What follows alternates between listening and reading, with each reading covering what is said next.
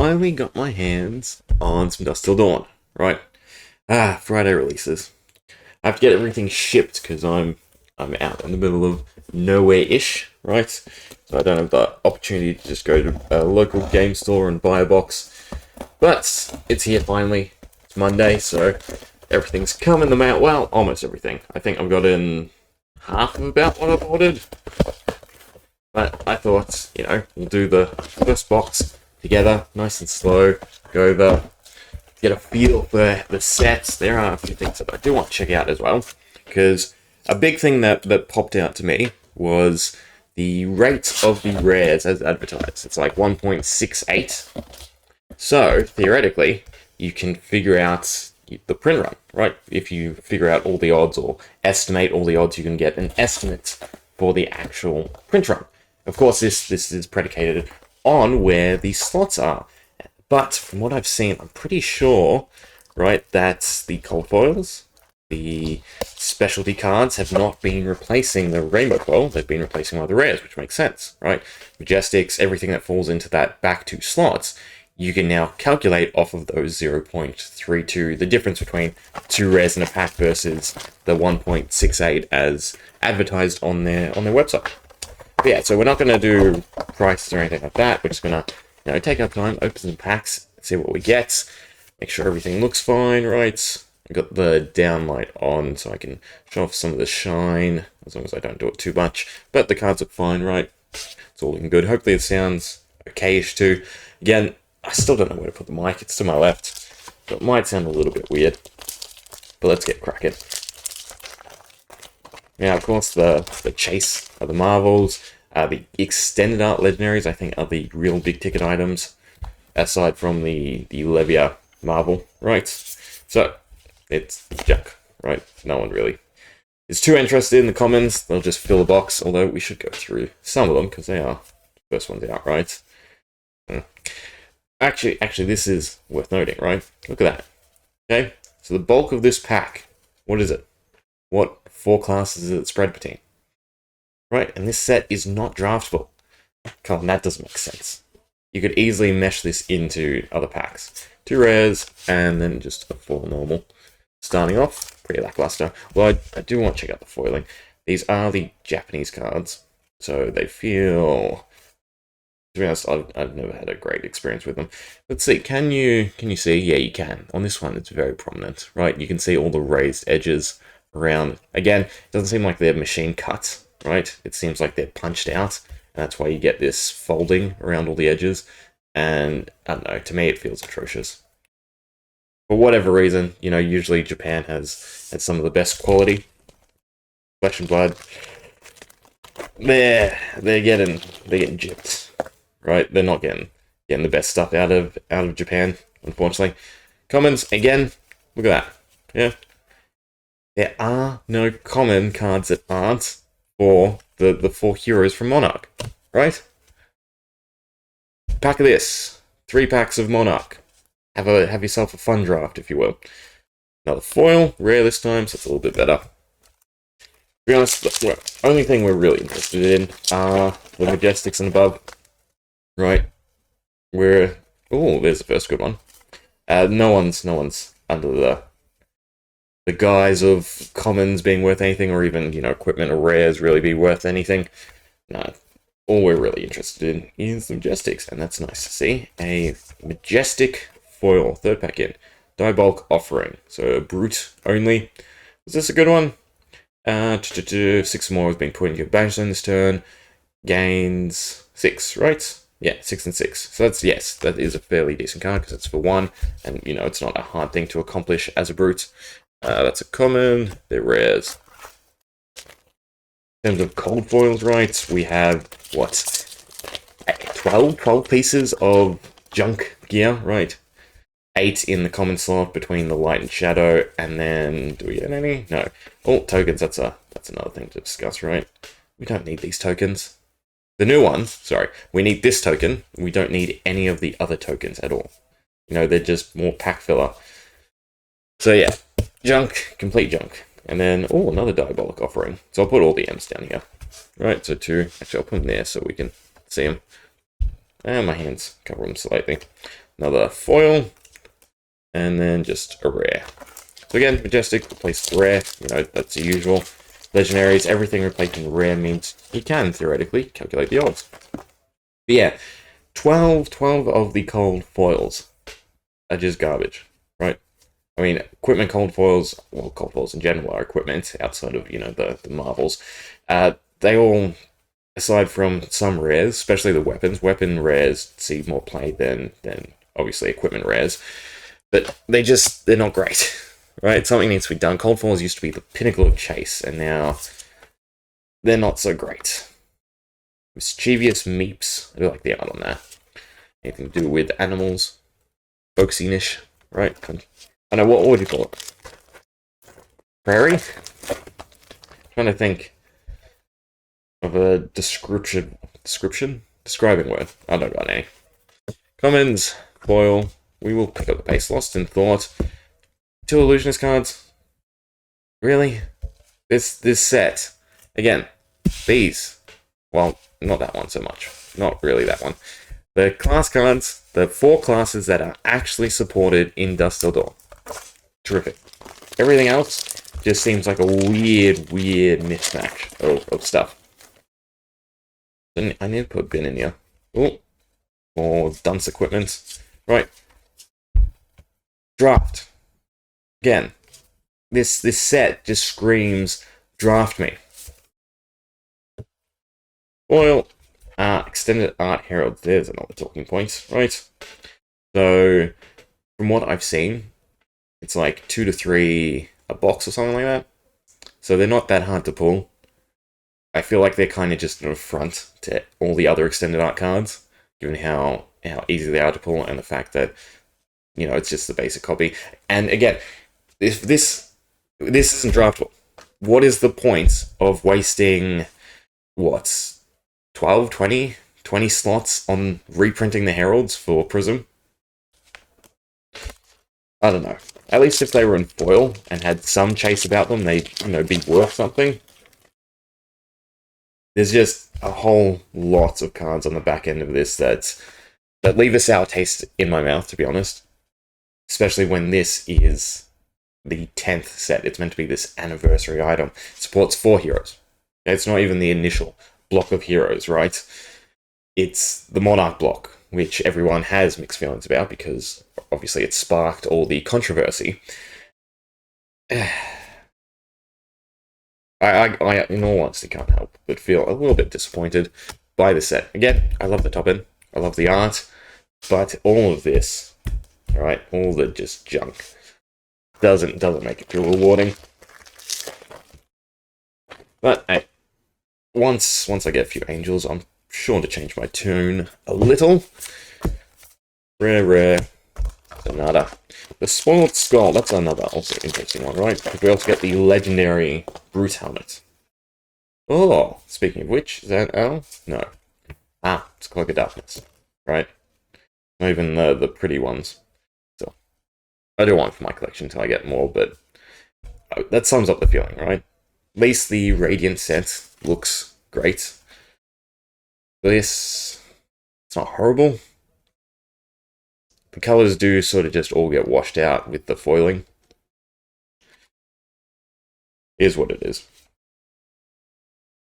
Yeah, so cold foil, there's a normal foil. So again, the fact that they're replacing the rare slot, I really want to sit down and do the math. I need to ask around though and see what the gist is for pull rates. I think I've got 15 or so cases in total, which compared to some of the people is not a lot. So I should be able to find some decent estimates on odds so that we can do some fun math and try to work out the print size. I mean, it doesn't really change much. I mean, pretty sure everyone's kind of just on the mark with the 300,000 or so, 250 to 300,000. And I don't think it would really upset prices or anything like that, you know, if it was any more or any less. I mean, if it was a lot more, yeah, but I think something that really goes undervalued is the desire for sets post-release, right? Post this initial month, okay? After that, you know, people either sit on the boxes, they either sit on shelves, and all the trading is done in the secondary market, right? So the actual size or pool of the boxes, it starts to matter less and less until we get more openings. Okay, so a big factor for pricing of Flesh and Blood and everything like that, right? Everfest, it should be a lot worse, right? Given the speculation of Unlimited eventually coming to market, even if it's, you know, years down the track. Same with Monarch or Everfest. If you still weighed in the actual print sizes, then it would become an issue. The current situation though in the secondary market is just the cards being circulated, right? There's only X amount open and they're being circulated, and they, you know, don't break the value. As soon as it dips a little, then people start to open and it balances out. Sorry, not dips, rises, right? Once the card prices rise a little. Chains of Mephitis? I think that's right. I think that's my closest pronunciation, yeah. This is definitely a beautiful card. I wouldn't mind getting this in foil. Majestic. I think we've got a decent amount of Majestics, and we're probably only halfway there too. But yeah, circulation is a far bigger influence, to me at least, for card prices, right? I don't think people care so much about the print size, more so just the amount being opened. And yes, of course, the print size comes into factor, and once we've got the information, you know, it creates a bit of volatility. But generally, cards being traded is what's carrying everything. 2 more rares. We'll probably look through the rares at the end. I do want to sort of speed this up a little. If I could open the pack. Also, that's another thing. Where's my tier tabs, right? Disappeared. A little bit annoying to open. You know what else I haven't checked? Yeah, there's, again, a few of these white dots and nicks from the cutting, it feels like. Can't get focused. There we go. Right, they're minor on some cards. We'll see if we can find a big card. In fact, you know what? Let me check the cold foil, because that's more so the important one. Yeah, look at that. Look at that edge. Come on, focus. Still the whiting. And then it also has the curling. Well, not curling. What would you call it? Right? Crimping. Anything on the front, not so much. The quality control on the Japanese feels really bad compared to Belgium. Right, in comparison. I didn't realize this was a token. Right, the Marvel. I think I had a quick look at prices, and this is obviously the cheapest Marvel, and that's because it's a token. Right, it's not hugely playable, it's very niche, and then there's tons of the token to go around, so people don't really... So look at that. And it is Dusk Till Dawn, which, that's another thing. Surgical Extraction, right, is... still uses what? Dynasty? Did I get that right? Yeah, Dynasty. Still uses the Dynasty card number and everything. And the reason for that, right? It was commented that they didn't want it to be short printed in Dynasty, and it was going to be included into the Dusk Till Dawn pool, right? Irrespective of the Dusk Till Dawn card, so to speak. Meaning that, for all intents and purposes, it's essentially just to, again, influence the circulation and pump up the actual Dynasty boxes. Not so much add it to the cards of Dusk Till Dawn. So in that regard, right, the amount of surgical extraction isn't proportional in terms of a Majestic to Dusk Till Dawn. It's proportional to the short printing in Dynasty. Okay, so for all intents and purposes, it's just a Dynasty added card, which is interesting because in that regard, right, I would have just liked to see to be maybe 11 card packs, right? Every now and then you get a chance, or replace the common. Replacing the common card would have made the most sense for finding surgical extraction. Also, I know I should be probably decently happy because this is, you know, $100 card or so, but you know, I want angels. I want pretty cards. I want everything that they touted as the celebration aspect of Dusk Till Dawn. Not all of this, to be honest.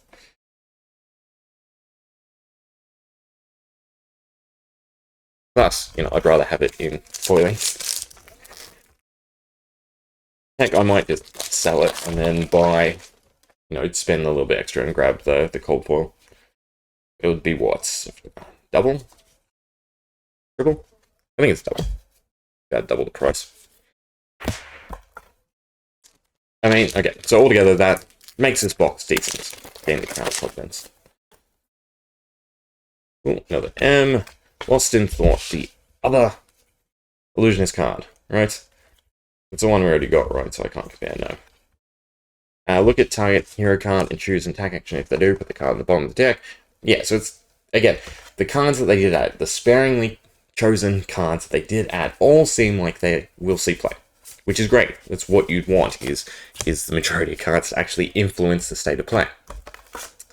It's just so weird how fringe, how unsymmetrical, how nitpicky they are, right? Especially adding for Briar or Oldhim. One is a Vizari specialization, isn't it? Who's, again, they're gearing up for future things, which is a bit weird on an anniversary set. Again, a set that was meant to celebrate the history. It's a weird thing to look forward and plan for the future, and to release this sort of mismatch. Soul Cleaver, more rares. Last few. We'll just shoot through them since we've pulled our legendary. Also, another thing to figure out, right? The pull rates on the crown. Because again, like I was trying to explain, the surgical extraction will be exclusive of the pull rates for Dusk Till Dawn. Again, the volume added to the set will be equivalent to what is missing from Dynasty. That is my understanding from all the statements released about it. So the Crown of Providence is a bit different. Okay, there is not the 2 printings, right? So is it subject to the 1 in 66? It's subject to the rainbow foil odds. What is it subject to? Also, I need to look back and see what slot it replaced. I'm pretty sure, well, I can count the foils, to be honest. If there's 24 foils, then it's always replacing the rare cards, which again means that we can calculate the odds and we can estimate, again, using the Marvel estimations. And what's the other hidden one? Is there any other hidden one? No, not really, because we have the legendaries in total. We can estimate using that to calculate the odds, well, reverse engineer. Okay, so the odds for the serialized art cards, and therefore the print size. Okay, lucky last pack. Also the hero card. Right, what purpose are the hero cards serving? There is a good 40 to 50 cards, right? A fourth of this set that serves no purpose whatsoever. Right? You could have filled the common slots with generic cards that directly affect Light and Shadow, right? That anyone can play, that can interrupt, disrupt, and impede Light and Shadow heroes, right? Because the interactions that we get are only between Light and Shadow. There are no cards that say Oldhim can use Despite, right? The box art, all the story of all these other heroes who should have some sort of tool to fight against Shadow, right? And I'd assume that Shadow would give some of the other characters. I know there's nothing really mentioned in lore, but you could rationalize it. Some way to disrupt the soul mechanic. And that is something that could have been highly useful and highly sought after, as very niche inserts, and could have fleshed out the set a lot better than, again, the 40 to 50 some cards that are tacked on for no reason other than just filling slots. Okay, let's get 2, 3, 4, 5, 6, 7, 8, 9, 10, 11, 12, 13, 14, 15, 16, 17, 18, 19, 20, 21, 22, 23. Ooh. 1, 2, 3, 4, 5, 6. Let me just look to see if I've missed one. Otherwise, the crown, right? The legendaries replace the rainbow foil, which makes the odds slightly different. Never mind. Right, I remember. Diabolic Offering and Lost in Thought. So there's 2 there. 3, 4, 5, 6, 7, 8, 9, 10, 11, 12, 13, 14, 15, 16, 17, 18, 19, 20, 21, 22, 23. Yeah, 24. So the odds are definitely workable. Right, so that will be my homework, and the homework to any of you. Right, give me estimates. Talk to people. Open boxes. Tell me what you found. Let's get a solid idea and work out the odds. Right, I knew it was weird that they gave us the rare odds of 1.68. I'm going to do it. Well, I really want to do it. Anyway, yeah. I don't know what else to say. I mean, I've got a lot planned with Dusk Till Dawn. Still want to really enjoy it. Again, all that aside, these cards, great. Right? Well, yeah. Give or take the crown. Like, that's gorgeous. And again, the effects on all these Majestics have got to be the most playable that they've ever been. Right? They seem really cherry-picked. And of course, that's led to this downside. But I guess you take the good with the bad, right? Worthless, better, wonderful. Wonderful Majestics. Anyway, hope you enjoyed. Yeah.